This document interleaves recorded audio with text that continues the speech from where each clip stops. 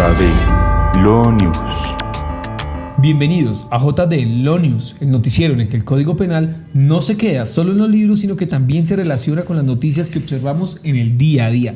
Nos encontramos con Darío Galvis, abogado penalista de J Consultores Jurídicos, y John Campos, quien les habla. ¿Cómo estás, Doc? Muy bien, Doc, viendo las noticias de nuestro país, preparando las estrategias de defensa de nuestros casos penales que llevamos acá, y bueno, vamos a ver qué nos depara el día de hoy. Muy aplicado tú en tus casos, Doc. Claro, excelente, me alegra oír eso. Nosotros aquí, Doc, mientras estamos grabando, el tribunal confirma o absuelve finalmente a nuestro exmandatario Álvaro Uribe. Entonces estoy aquí como ansioso esperando a ver interesante qué a ver en qué termina. Claro que sí, Doc. Bueno, sin más preámbulo, vamos a hablar de los titulares del día de hoy. Hablaremos, Doc, de la fuga de Nelson Ocampo, uno de los criminales más peligrosos, Doc, del pabellón 1 de la cárcel de máxima seguridad de Cómbita, Boyacá, Doc.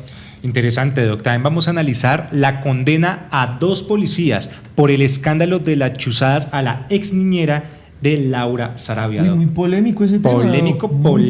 Tema del que vas a hablar hoy, Doc. Sí. Hablaremos, Doc, si no te enteraste, de un asesinato que se llevó a cabo en la localidad de Kennedy, en el barrio Patio Bonito, Doc. Asesinato que se llevó a cabo entre más o menos 4 o 5 personas a puños y patadas a un joven que iba saliendo de su trabajo, una fábrica de colchones, Doc. Trágico, Doc. También vamos a analizar la noticia donde un joven estudiante de Derecho en Barranquilla muere, Doc, desafortunadamente, por un golpe al estar imitando la pelea viral de influencer que se transmitió, Doc. No te lo puedo creer. Increíble, ¿no? Ahí sí me dejaste anonadado, sí, con esa noticia. Pasa una cantidad de cosas. No se murieron los que están participando y sí se murieron los que están fuera del escenario. Las ironías de la vida. Bueno, Doc, arranquemos con las noticias del día de hoy. Bien, Doc, hablemos de la fuga de Nelson Ocampo, Doc, alias El Diablo, uno de los criminales más peligrosos del pabellón 1 de la cárcel de máxima seguridad de Cómbita, Boyacá, Doc, que se llevó a cabo este domingo 19 de octubre, Doc, de la anualidad, Doc. Sí, claro, se escuchó por todos lados, están hablando de ese tema. Doc, aquí evidenciamos la vulnerabilidad que tiene el sistema penitenciario en el Estado colombiano, Doc. O sea, uno de los delincuentes más peligrosos del país, Doc, no sé si supiste, él estuvo inmerso en un asesinato en el 2023 de una patrullera, de la policía, Doc, sí. Entre otros tipos penales también estuvo condenado por el delito de hurto calificado de agravado y por porte ilegal de armas, Doc, pero tú sabes que a uno para que le den 33 años como pena privativa de la libertad aquí en Colombia, no es como así, no es que sea una nosotros joyita, que llevamos casos penales sabemos. He oído también que presuntamente hace parte de las disidencias de las FARC, presuntamente, ¿sí? No sé con exactitud, pero pues eso hablan las noticias y los medios de comunicación, Doc. Aquí, ¿cómo se llevó a cabo la fuga, Doc? Sí. Se refiere porque salió directamente el gobernador de Boyacá diciendo que este criminal salió por una de las ventanillas de su celda. No me las imagino, pero pues yo asumo que eso no tiene que ser tan grande. Sí. Salió en complicidad de otro privado de la libertad y que pasó por todos los anillos de seguridad que tenía en el momento la cárcel de máxima seguridad. O sea, tenía francotiradores, tenía ejército, porque ahí tienen garitas, tienen todo, y pasó por todos los anillos de seguridad que tenía. Finalmente tuvo que saltar. Sí. Obviamente, pues eso tienen paredes muy altas. Tuvo que saltar y en la fuga dejó prendas de vestir. Yo me imagino que cuando se rasga, sí, es que esos sistemas de seguridad tienen alambrado encima de sus paredes, porque se me viene la imagen en la cabeza, claro, como la picota, todo el tema. Exactamente. Sí. Entonces, aquí nos hacemos 2 preguntas. O uno, el tipo muy eficaz para el tema de la fuga, porque pues logró dejar en mal estado al centro penitenciario, uno de los más seguros de las cárceles aquí en Colombia. Si no es que me atrevo a decir que es el más seguro presuntamente aquí del Estado colombiano, porque pues para mí esta es y seguida de ese le sucede la picota, Doc. Claro, Doc.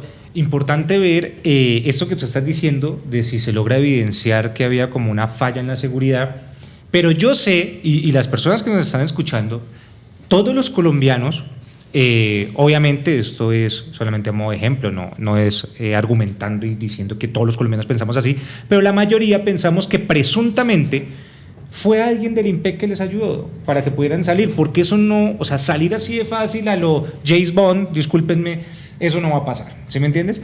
Y se venía planeando, y muchas veces el planear no es como de pronto vemos en las películas, que es ver por dónde me meto y por dónde salgo, sino que el planear es ver a qué guardia puedo hablar, le puedo untar la mano, o en algunos casos puede pasar también que amenacen a los guardias del INPEC presuntamente y les dicen, si usted no me ayuda a salir, pues mire las represalias. Finalmente, Doc, pues seguramente se estarán abriendo investigaciones disciplinarias para varios dragoniantes que estaban ese día de turno. En la hora de guardia. Claro, Doc, porque pues uno, coautoría o cómplices de las dos, de la conducta que se llevó delito, a cabo. Doc. Porque así como así es muy difícil dejar en jaque el sistema penal colombiano. No, si fuera tan fácil escaparse, Doc, no estaríamos hablando de un caso cada 1000 años.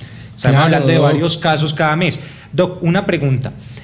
¿Qué responsabilidad penal puede tener él al haberse escapado? ¿Qué puede pasar ahí, Doc? Doc, mira que este punto, esta pregunta que tú me haces me gusta mucho porque sí, efectivamente se evidencia el tipo penal de fuga de presos, contemplado en el artículo 448 del Código Penal, sí, si no estoy mal. Y Doc, aquí hay un vacío legal que tiene el sistema penal colombiano, porque el artículo 141 del Centro Penitenciario y Carcelario establece que si la persona fugada vuelve o regresa voluntariamente, o más bien se presentase voluntariamente al centro carcelario dentro de los 3 días siguientes a su evasión, no se le configuraría el tipo penal, sino que por el contrario se llevarían a cabo sanciones disciplinarias.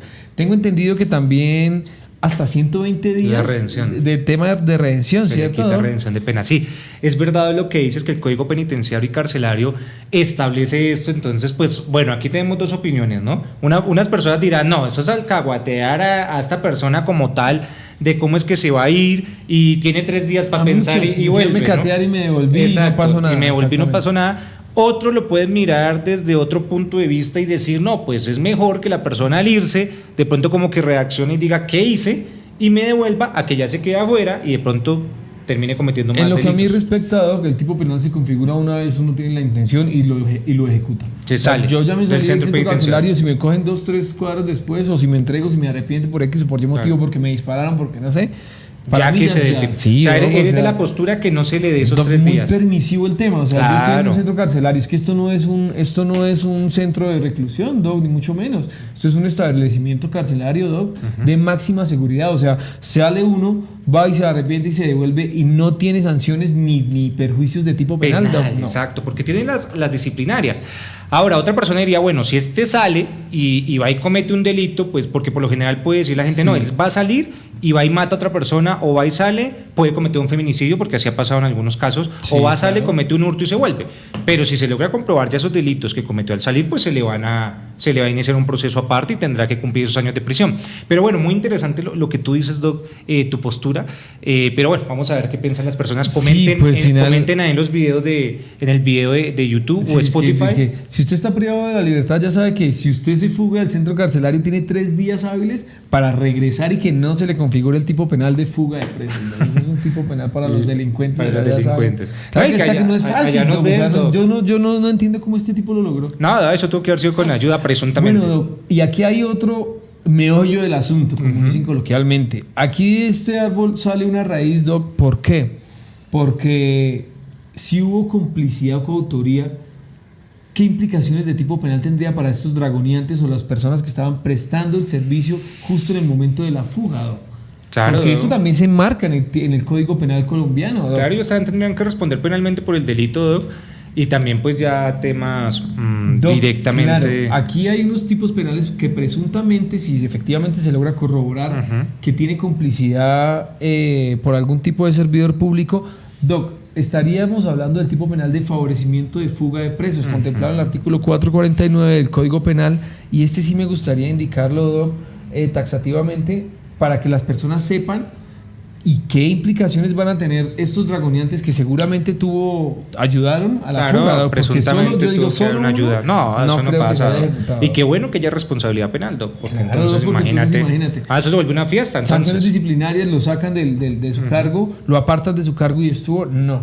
Mira, Doc, artículo 449, favorecimiento de la fuga. El servidor público o el particular encargado de la vigilancia, custodia o conducción de un detenido, capturado o condenado que procure o facilite su fuga incurrirá en prisión de 80 a 144 meses de pena privativa de la libertad. Tiene que ser así, tiene que ser así. Ahora, esperemos a ver si las investigaciones logran dar fruto, porque siempre pasa que sí, ahorita todo el mundo está hablando de esto, pero finalmente 2, 3, 4 meses todo el mundo se olvidó y nunca vemos que realmente respondan personas por este tipo de cosas, Doc. Entonces, Doc, y si efectivamente esto se llevó a cabo, este tipo de conducta por parte de estas dragoniantes, no solamente va a este tipo penal. ¿Por qué?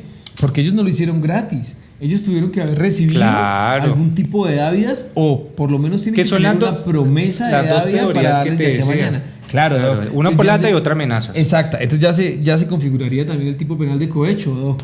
Claro, sí, puede darse efectivamente propio o impropio directamente, ya como lo determine en su momento el ente investigador, pero ya son otros 2 tipos penales aunados a ello, sin hablar del prevaricato y todo el tema. Pero pues, y la otra que te digo de amenazas, ahí sí ya, pensando nosotros como abogados de la defensa, si se llega a comprobar que realmente un guardia tuvo que ayudar, pero porque lo tenían amenazado, que le iban a matar a su esposa o a su hijo, pero tiene que ser realmente no solo una amenaza, o sea, que ya le tengan a su hijo o le tengan a su esposa ya y le digan, si no lo hace, los ejecutamos ya mismo, podríamos mirar una causal de ausencia de responsabilidad penal. Interesante el tema para mirarlo después, Doc. Doc, me gustaría hacer una reflexión aquí para el Estado colombiano, Doc, porque la fuga de Nelson Ocampo no es una historia de un delincuente escapando, Doc.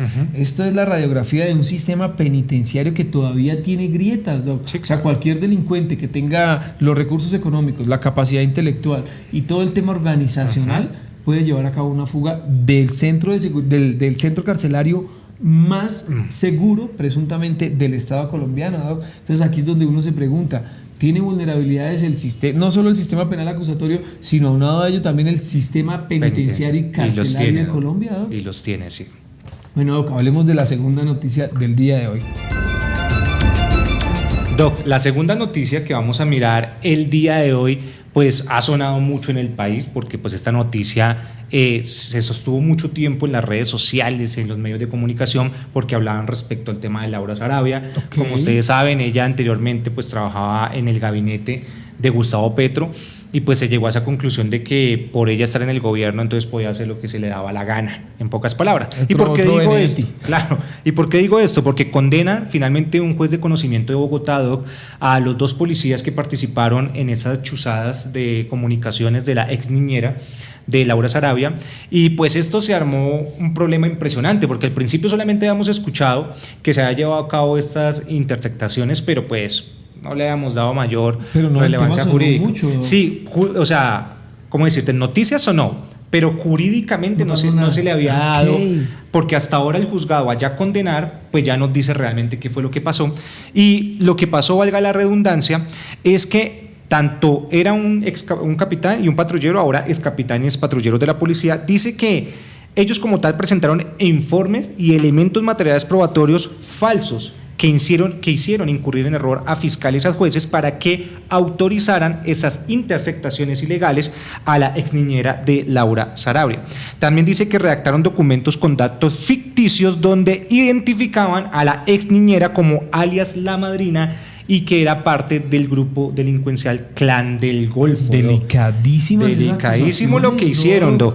Y pues, ¿por qué hicieron esto? Lo primero que les preguntaba es ¿por qué? Pues realmente lo que, valga la redundancia, ellos estaban buscando como tal era que se había desaparecido una maleta con altas sumas de dinero del apartamento de la ex jefe de gabinete Laura Sarabia del gobierno de Gustavo Petro, y pues claro, pensaron que había sido la ex niñera, y para poder lograr y hacer esta investigación y poder interceptar la comunicación de ella, pues inventaron toda esta película, Doc, que eso en aquel momento no lo conocíamos, solamente conocíamos, oiga, ¿qué está pasando esto? Pero finalmente lograron tocar jueces. Lograron tocar jueces. Eso tiene que ser avalado, Doc. Claro, pasa por control de garantías y todo el tema. Claro, porque la intimidad de las conversaciones que tenemos nosotros en los celulares tiene que ser protegida y es protegida constitucionalmente. Es de tipo personal, ¿no? Entonces la policía judicial no puede llegar y poder interceptar así como ha sido, tiene que ser bajo unas reglas, y pues esto fue lo que pasó. Finalmente los condenaron por 3 delitos importantes, Doc. El primer delito, El primer delito es el de fraude procesal, Doc, y es el que obviamente por medios fraudulentos induzca en error precisamente a servidor público para que dicte una sentencia o acto administrativo. La finalidad de cambiar o alterar. Claro, ellos buscaban obviamente que se diera la autorización para poder interceptar las comunicaciones, y como no podían decir vamos a interceptar la niñera, claro, entonces tuvieron que decir que era alias tal de tal grupo para que se presentara. Entonces por eso el primer delito de fraude procesal, de 9 a 12 años, hasta 12 años de cárcel puede tener. A 12 años, ¿no? Puede tener hasta 12 años, Doc. Y después sigue, me parece que la Fiscalía fue muy juiciosa respecto a los delitos que imputaron y que finalmente el juez de conocimiento condenó. El siguiente es el de falsedad ideológica en documento público, y ese es obviamente cuando el servidor público en ejercicio de sus funciones pues haga como tal o consigne una falsedad en el documento pues para poder lograr un objetivo. Ahora, recordemos algo importante, lo que es la falsedad material en documento público y falsedad ideológica en documento público. Aquí se les imputó y lo acusaron y lo condenaron por falsedad ideológica. La falsedad material es cuando el servidor público en el ejercicio de sus funciones literalmente coge un documento público y todo lo falsifica, o sea, todo lo hace falso desde el mismo documento, ¿sí me entiendes? Pero la falsedad ideológica se va a dar en que el formato del documento es legal, es del Estado, no hay ningún problema, y es la información que se consigna dentro del documento la que es falsa. Y en esta pasó, porque claro, ellos utilizaron los formatos de solicitud de interceptación de comunicaciones, que es el formato legal, sí, pero adentro colocaron información falsa. Entonces por eso es que digo que la Fiscalía fue muy juiciosa en su trabajo de imputar este delito de falsedad ideológica en documento público. Lo que acabas de hacer, claro, nosotros muchos no tenemos el conocimiento de cuál es la diferencia entre material ideológica, entre falsedad ideológica y falsedad material, Doc. Ese delito también tiene hasta 12 años, Doc. Y el último delito como tal que los condenaron es el de violación ilícita de comunicaciones. Pues claro está, si ellos no tenían el permiso, pues no tenían por qué estar realizando que también tiene pues una pena hasta de 4 años de prisión. Recordemos que al momento de dictaminar, porque hasta ahora hubo sentido de fallo, va a haber otra audiencia. ¿Y la dosificación de la pena? Falta la otra audiencia en que les digan en cuánto los van a condenar. Entonces recordemos, uno máximo 12, otro máximo 12 y otro máximo 4. Recuerden que siempre se va a tener el tipo penal más gravoso, o sea, aquí alguno de los 12 y se aumenta otro tanto, como tú dices. Digamos que más o menos le podría llegar a unos 25 años más o menos por encima, pero esperemos a ver qué pasa. Harto siempre, y pues gracias a Dios que se hizo justicia, porque claro, una señora del aseo, tras de que se ve inmersa en la violación a sus derechos fundamentales, Doc, en su violación a su intimidad personal, y aún así hubiese salido perjudicada de todo esto, ¿por qué pasa? O sea, sí, aquí el Estado colombiano tiene falencias y se evidencian todo el tiempo, ¿no? No, hay mucha gente inocente. Imagínate donde le hubieran seguido. ¿Cuánto le hubieran seguido el cuento a ellos? En ese tema? Claro, Doc, impresionante. Y por eso es que aquí ese es el mensaje que decimos, venga, espere. Porque muchas veces decimos, solamente los ricos buscan salirse con la suya, pero es que a veces no solamente es el rico, también es el que tiene el poder político, o el que está en el gobierno en el momento puede utilizar o influenciar. No estamos diciendo que Laura Sarabia sepa, no tenemos ni idea, presuntamente, pero ¿qué pasa cuando una persona del gobierno va y utiliza al aparato del Estado a su favor? Porque yo no creo, la verdad, que estos dos policías hayan actuado por sí solos. No creo. Ellos tienen que tener órdenes, y aquí toca llegar al fondo de quiénes fueron los que dieron las órdenes. Pero también interesante, porque nosotros que tratamos a diario con Policía Judicial, CTI, SIJIN, DIJÍN, que esto les recuerde a ellos que ellos tienen un poder que el Estado les ha dado, la Constitución, pero que ellos también tienen que estar bajo unas reglas, y que ellos no pueden venir a hacer lo que quieran. ¿Listo? ¿Por qué? Porque se debe proteger la Constitución y la ley y el debido proceso. Excelente análisis y conclusión con la que terminas tu noticia, Doc. Claro, Doc. Vamos a ver en qué avanza esto y cuántos van a ser los años. Bien, Doc, hablemos del asesinato que se llevó a golpes, Doc, en la localidad de Kennedy, en el barrio Patio Bonito, Doc, sí, donde un joven, al parecer salía de su trabajo, una fábrica de colchones, fue interceptado entre 4 y 5 jóvenes que le propinaron una golpiza que finalmente terminó en el asesinato de este joven, Doc. Imagínate, como Julián David Rodríguez, Doc, de 25 años, quien trabajaba en una fábrica de colchones y salía de su turno en horas de la noche del día lunes 13 de octubre de la semana pasada, Doc. Sí. Imagínate, Doc. Oye, ¿por qué lo golpearon? Doc, no se saben las hipótesis, si hubo capturas, porque pues finalmente todo quedó en cámaras de video registradas ahí en la zona, y lamentable, Doc. cómo se perpetúa un homicidio de esta magnitud, porque tú sabes que morir de un tiro es una cosa, pero morir a golpes a manos de otras personas no se sabe todavía el contexto del por qué lo realizaron, pero pues efectivamente la Fiscalía General de la Nación abrirá muy seguramente las investigaciones por el tipo penal de homicidio agravado, Doc. En lo que a mí respecta, y doloso. Porque, claro, y doloso, Doc, ahí sí se les denota, Doc, porque pues aquí el homicidio ya se desmide, ¿sí? O sea, como que pasa ese lineamiento que ya se denota un tipo de sevicia en cuanto tú continúas golpeando y golpeando cuando la persona ya se encuentra en estado de inconsciencia, Doc. Claro, eso agrava el delito, Doc. Claro, Doc. Entonces en lo que a mí respecta, pues la Fiscalía seguramente continuará con el tipo penal de homicidio agravado. Sin embargo, uno nunca sabe porque el sistema penal de acusatorio de Colombia tiene muchas falencias, Doc. Entonces de aquí a mañana abren investigaciones por lesiones personales agravadas. No, sí. Uno nunca sabe, Doc. Así que por injuria. Oh. Ay, por injuria, dices, Doc. Estas personas, Doc, aquí se configuraría el concierto para delinquir. No se configuraría el concierto para delinquir, toda vez que esto no tiene ánimo de permanencia y que no se demuestra que estas personas sí, seguramente se concertaron previamente para cometer el ilícito. Pero uno, no sé si te hayan tenido la intención de matarlo, y dos, no creo que lleven a cabo este tipo de conductas en la zona como el diario vivir. Exacto, para que se dé ese concierto, como tú dices, Doc, ellos tendrían que tener una empresa criminal dedicada a matar personas a golpes. Y como tú dices, fue solamente por ese momento, entonces sería que una coautoría, ¿cierto? Sí, Doc, efectivamente una coautoría. Lesiones personales agravadas tampoco. ¿Por qué? Porque efectivamente la víctima murió de manera inmediata a raíz de los golpes. No fue posteriormente ya llevado a un centro asistencial con signos de vida, no. Él murió de manera inmediata, entonces tampoco se configuraría en lo que a mí respecta el tema de las lesiones personales agravadas. Igual que finalmente terminó en un homicidio. Claro, pero increíble uno salir de su trabajo, ir tranquilo para la casa y que un momento a otro lo cojan y lo empiezan a golpear y lo maten a uno. Delicado, y es que esto que vemos muchas veces, la gente dice, eso no me puede pasar aquí, le puede pasar cualquier cosa a cualquier persona. Por eso es que damos estas noticias para que la gente lo sepa. Y el contexto no refiere nada de algún robo o algo, como para que uno diga, bueno, lo mataron por robarlo, lo mataron por... No. Hay las investigaciones, o la gente estará pensando, ¿quién sabe qué tenía detrás esta persona para que lo hayan llegado a golpearlo y a matarlo? Algo tuvo que haber pasado. Pero muchas veces no es que la persona haga cosas malas, sino que sencillamente la persona o terminó dando información de algo que ellos hacían, o hay algún problema anterior entre familias. Muchas cosas pueden pasar, Doc, aquí para que haya sucedido esto, y porque tú me dices que no lo hurtaron. Eso deja hartas preguntas. Claro, Doc. Aparte, Doc, aquí se denota el dolo con el que se llevó a cabo este homicidio.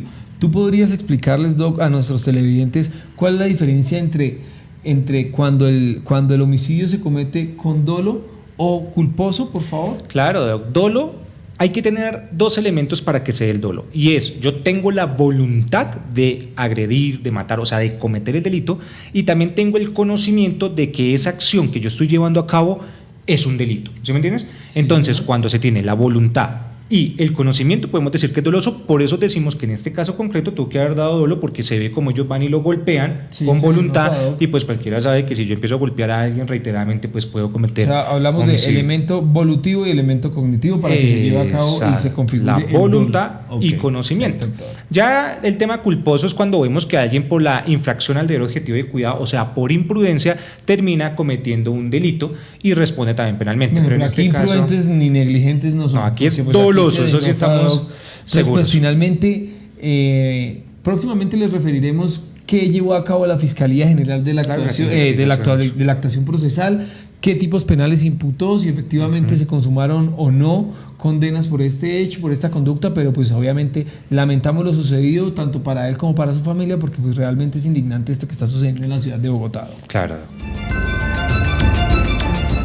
Doc, la última noticia que vamos a ver el día de hoy son de esas noticias que literalmente le puede pasar a cualquiera, Doc. Y es muy triste ver. Todos sabemos, pues obviamente el evento que se llevó a cabo de esta pelea de boxeo viral entre influencers, pues todo el mundo estuvo opinando de esto.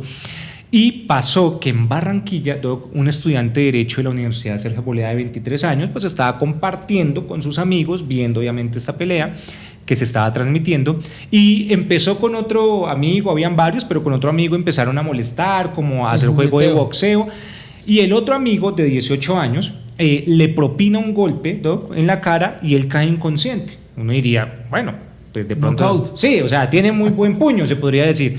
Pero no, inconsciente hasta que finalmente lo tienen que llevar a la clínica y falleció, Doc. Entonces, pues esto ha dejado a todo el mundo pues pensando, diga, ¿cómo es posible que pueda suceder esto? Y también como hacernos dar una reflexión de, tenemos que tener mucho cuidado estas cosas que hacemos y estos juegos. Ahora, aquí lo más importante, Doc, es que en el tema penal se puede responder penalmente. Claro. Y eso es lo que más tristeza da, porque por un lado tenemos una familia sufriendo por ver que su hijo de 23 años falleció, pero también por otro lado una familia viendo que su hijo de 18 años en un juego, ¿listo?, puede terminar respondiendo penalmente y yendo a la cárcel. Tema, Doc. Tú lo enseñas de dos posturas diferentes y tienes toda la razón, porque uno no tenía la voluntad de hacer el tema y el otro pues no quería el resultado, Doc. Imagínate, estaban en un simple juego, todo lo hemos hecho, Doc. Sí, exacto, por eso digo que es algo que nos puede pasar a cualquiera. ¿Cuántas veces entre amigos hemos jugado, nos empujamos, molestamos entre familia?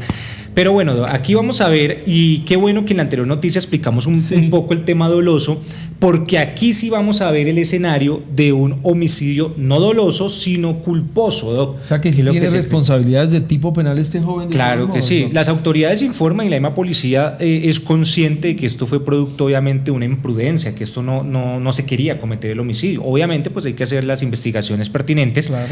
Pero bueno, ¿por qué decimos que puede haber un homicidio culposo? Primero pues porque la persona falleció, y segundo porque recuerden que para que algo sea culposo tiene que haber esa imprudencia. La persona no actuó, este joven de 18 años aparentemente o presuntamente no venía con la intención de lo voy a golpear para matarlo, ¿sí me entiendes? O quiero hacerle daño, no, sencillamente estaban jugando y lo golpeó y falleció, y por eso consideramos que es imprudente. Este homicidio culposo puede tener una responsabilidad hasta de 9 años de prisión. Harto. Y también este delito de homicidio culposo tiene agravantes. Y en este tema pertinente se podría agravar si estaba bajo el influjo de bebidas embriagantes o bajo sustancias estupefacientes. Claro, exacto. Sí. Se entra a probar a ver si estaba así, porque esto también pues puede llevar a que se agrave y pueden subir los años de prisión. Esperemos a ver las investigaciones que dando, pero pues realmente es lamentable esto que pasa. Aquí también algunos dirán, no, pero de pronto se puede dar el famoso homicidio preterintencional, porque es el típico caso que se utiliza, sí. El homicidio preterintencional es cuando yo tengo intención, pero finalmente excedo esa intencionalidad. Okay. O sea, hay dolo y hay culpa. O sea, yo llego y el típico ejemplo que nos enseñaron siempre en la doctrina y en la universidad es que tú estás en la discoteca, empiezas a pelear con alguien, pero date cuenta que ahí sí tú quieres pelear, ahí tienes dolo, ahí tienes voluntad. Quieres golpearlo y tú lo golpeas, pero tu intención no es matarlo, solamente es golpearlo. Y cuando lo golpeas se resbala, cae la persona y por el golpe en el piso fallece, y ahí es donde ya se da la imprudencia, la culpa. Por eso decimos que tiene dolo y tiene culpa. La preterintención tiene los dos. Tiene los dos. Tiene culpa. Exacto. Okay. Pero por eso se dice que se excede la intencionalidad, porque mi intención solo era golpearlo, más no que falleciera, y se excedió y por eso fallece. En este caso pertinente no vemos la preterintención, sino vemos lo culposo, porque el amigo no tenía la intención dolosa de hacerle daño. ¿Sí me entiendes? Era algo más de molestar, de jugar entre amigos. No era una pelea real, se podría decir, y por eso pues decimos que por esta imprudencia puede responder penalmente. Qué embarrada por la familia, porque el tema hasta ahora está comenzando. No solo para la familia del que falleció, sino también de la persona que cometió la conducta, Doc, porque pues lo que tú dices, no quería cometer el hecho, pero sin embargo tiene que responder por algún tipo de responsabilidad, y pues de aquí a mañana ya esperemos que tenga una muy buena defensa y que el Estado no vaya a ser imprudente en el tema condenatorio, porque pues cuando son delincuentes, ahí sí son apaciguaditos con el tema de la condena. Pero cuando son personas que no tienen culpa, que realmente son personas que no son delincuentes, que son inocentes, ahí sí les cae todo el peso de la ley. No, y dejar una recomendación a las personas que nos escuchan, Doc, siempre tengan mucho cuidado con estos juegos que se hagan entre amigos o con la familia o la pareja, porque pues nunca sabemos en qué pueden terminar. Sí, hoy en día hasta por un empujón, claro, ya la persona cae mal contra el suelo y directamente fallece, ya también es una responsabilidad de tipo penal. Así que sí, Doc, gracias por el consejo que nos estás dando. Así que tienen que ser muy prudentes con las conductas que cometen diariamente, porque sencillamente hasta en una escalera uno puede empujar a alguien y ahí ya se está configurando un homicidio culposo, Doc. Bueno, Doc, estas fueron las noticias por el día de hoy. Recuerden que somos JD Law News, donde las noticias no se hablan con especulaciones, sino con leyes, Doc. Y con esto damos por terminado el capítulo de hoy, y recuerden que somos abogados penalistas de J Consultores Jurídicos. estén preparados porque dentro de 8 días el capítulo que vamos a realizar es un caso especial que siempre ha movido mucho el interés público de Colombia, que es el caso Colmenares. En ocasión a Halloween, Doc.